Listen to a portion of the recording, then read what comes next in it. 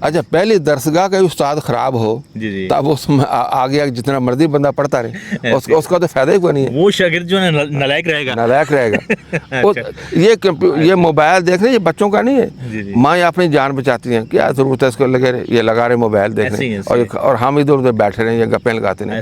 یہ پہلے دیکھو حضرت فاطمہ تو زہرا اس کی مثال ہمارے سامنے ہے, اس نے اپنے بچوں کو کتنا پالا, حتیٰ کہ دیکھ لو کہ وہ آٹا بھی بناتی تھی نا چکی کے ساتھ, تو وہ تھک جاتی تھی. نئی بات صلی اللہ علیہ وسلم کہنے لگی کہ لوگوں کے پاس ہے ملازمہ کو, مجھے بھی ایک آدھ ملازم دے دو کہ میں بہت تھک جاتی ہوں. تو آپ صلی اللہ علیہ وسلم نے فرمایا کہ آپ جنت میں جانا نہیں چاہتی جلدی؟ اس نے کہا ہاں. اس نے کہا یہ جنت کی نشانیاں جو آپ کام کر رہی ہیں. ہمارے نبی نے یہ فرما دیا, اور ہم اپنے آپ کا سولے ہم اپنے بچوں کو دودھ نہیں پلا سکتے, گھر کے مال ہے. اور ہم اتنے مطلب کہ وہ لیزی ہو گئے, پھر ہم بچوں کو کہتے ہیں کہ تم لیزی ہو.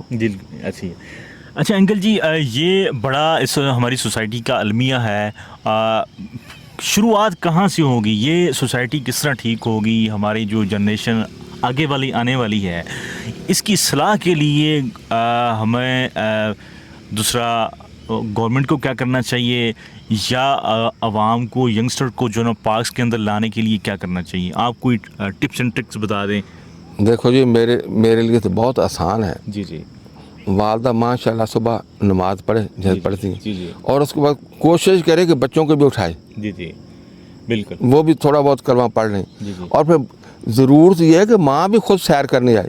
دیکھو ماں کی صحت اچھی ہوگی تو خاندان کی صحت اچھی ہوگی. اگر وہی سوئی رہے گی کوئی بات نہیں ہے تو باقی بچوں نے پھر کیا آگے وہ کرنا, وہ خود بھی ساتھ آئے, اور اس کا خامد ہے ظاہر وہ جاب کرتا ہے وہ بھی ساتھ آئے, اور ساتھ بچوں کو بھی لے کے آئے. ایک تو بچوں کے لیے روٹین ہوگی, گپ شپ لگی آپس میں, وہ دیکھیں گے کھیلیں گے اپنے والدین کے ساتھ, ان کی انڈرسٹینڈنگ بہت زیادہ ہوگی. اب آپ دیکھو بچہ, وہ لوگ کہتے ہیں کہ بچے کو مارو, کوئی بچوں کو مارنے کی ضرورت نہیں. جتنی آپ کی انڈرسٹینڈنگ والدین کے ساتھ ہوگی اتنی بچہ آپ کا اچھا ہوگا. یہ آپ مطلب آپ سمجھ لیں کہ اتنا ہی وہ انٹیلیجنٹ ہوگا اور ذہین ہوگا. تو یہ جیسے آپ کہتے ہیں پارک میں کہتے ہیں تو کوئی آسان کا مشکل کام ہی نہیں ہے. یعنی والدہ نماز پڑھے, والد نماز پڑھے, اور اس کے بعد بیٹھیں, اور اس کے بعد خود بچوں کو ساتھ لے کے آئیں. دیکھو بچے ایسی چیز ہوتی ہیں, یہ کسی کے ساتھ جانا جو ہے نا ان کا خطرناک ہے. اصل چیز یہ ان کی والدین ہیں. ایسے. اچھا انکل جی, جس طرح ہمارے جو پرانے تھے بزرگ, یعنی کہ میرے دادا جی خود جو ہے نا وہ انڈیا سے مائگریٹ کر کے آئے تھے, تو وہ بتاتے تھے کہ یعنی کہ ہم لوگ جو ہے نا 4 بجے 3:30 بجے اٹھ کے ہل چلاتے تھے. اور پھر وہ 1 ایکڑ 2 ایکڑ یعنی کہ روز کا جو نا وہ ہل جو ہے نا چلاتے تھے, وہ بیل کے ساتھ یا اونٹ کے ساتھ. اس زمانے میں وہ ہاتھ سے چلاتے تھے. تو ان کی ماشاءاللہ عمریں بھی اچھی گزر گئیں, اور وہ میکسیمم وہ بزرگ جو انڈیا سے مائگریٹ کر کے آئے تھے وہ 80-90 پلس ہو کے فوت ہوئے ہیں. بالکل صحیح. تو ان کی اتنی اچھی لائف, اور پھر وہ میٹھا بھی بڑا کھاتے تھے, میٹھا بھی بہت کھاتے تھے, اور جناب شکر اور دیسی گھی کا بڑا استعمال کرتے تھے. آج کل کے جو والدین ہیں نہ تو وہ یعنی کہ اچھی ڈائٹ استعمال کر رہے ہیں, اور نہ ہی وہ صبح اٹھ رہے ہیں. تو آپ کیا کہتے ہیں, ہمارے جو پرانے بزرگ کس طرح کی لائف گزار کے چلے گئے ہیں؟ دیکھو جی آپ نے بڑی اچھی بات کی. دیکھو بندہ گھی بھی کھاتا ہے, کھانا بھی کھاتا ہے, باقی چیزیں کھاتے ہیں, اگر وہ ہضم نہ ہو جسم میں تو وہ تو آپ کے لیے نقصان دہ ہے. بالکل. اچھا اب آپ دیکھ لیں جیسا کیا یہی ریزن ہے کہ آج کل جو نا اگر کسی بیٹے کو یا بیٹی کو بولتے ہیں دودھ پی لو یا گھی کھا لو تو وہ کہتا الٹی آتی ہے. ہاں وہ کھا ہی نہیں سکتا. اب دیکھو نا بچہ بھاگے گا, ایکسرسائز کرے گا, جیسے آپ نے پہلے مثال دی کہ وہ صبح اٹھ کر ہل چلاتے تھے, اور وہ یہ اب آپ کو پتہ ہے ایک تو ہل وہ جانوروں کو لے کتنا مشکل کام لے کر صبح اٹھ کر, اور 1 ایکڑ اس میں ہل چلا. 1 ایکڑ تو آج دیکھیں ہم چل ہی نہیں سکتے.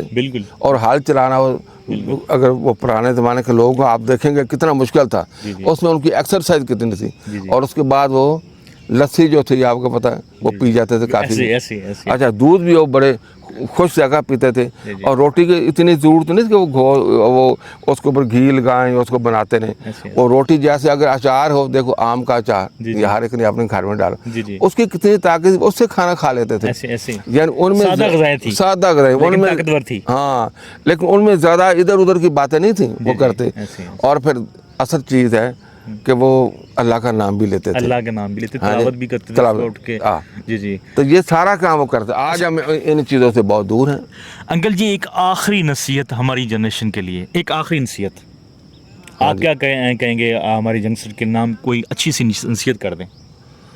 دیکھو جی ماشاءاللہ آج کل تو میں سمجھتا ہوں یہ جنریشن تو ہم سے زیادہ جانتی ہے جی جی جتنا وہ موبائل سے باقی چیزوں سے. جی جی میری تو نصیحت یہ ہے کہ والدین بچوں کا خیال رکھیں, جی والدین بچوں کو اپنے ساتھ رکھیں جی جی اور ان کو اپنا دوست بنائیں. دوست بنائیں. ہاں جی, جی جی جیسے بندہ مذاق کرتا ہے ادھر ادھر کرتا جی جی. اچھے طور پر, اور ان کو اپنے ساتھ لے کر آئیں, سیر کرائیں.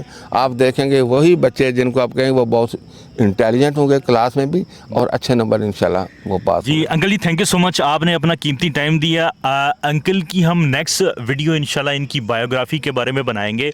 انکل جو ہیں بہت ہی ویل ایجوکیٹڈ ہیں, PhD ڈاکٹر رہے ہیں اپنے دور کے, اور انہوں نے ایک درس و تدریس کا ان کا سلسلہ جو ہے وہ ساری عمر گزرا ہے, پاکستان کے اندر بھی اور باہر بھی رہے ہیں.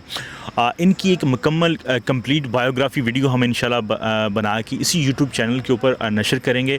آخر میں میری ایک تمام والدین کے لیے ایک نصیحت ہے کہ اپنے خدا را اپنے بچوں کے لیے جو ہے وہ کچھ سوچیں, انہیں جو ہے نا ارلی ان دا مارننگ خود بھی اٹھیں اور ان کو بھی جگائیں, واک کریں, کیونکہ جب تک آپ کی باڈی ہیلدی نہیں ہوگی آپ کبھی بھی ہیلدی ایکٹیویٹیز نہیں کر سکتے. اس کے ساتھ ہی مجھے آپ اجازت دیں. تھینک یو سو مچ, اللہ حافظ, see you next video. Thank you so much. آپ ہمارے اس چینل کو سبسکرائب کریں, لائک کریں, شیئر کریں, اور دوستوں کے ساتھ ضرور جو ہے نا وہ شیئر کریں, اور ہمیں بتائیں کہ اس طرح کی ہم ویڈیوز آپ کے لیے بنائیں, اور نیچے آپ نے کمنٹ میں ضرور لکھنا ہے. تھینک یو سو مچ, اللہ حافظ.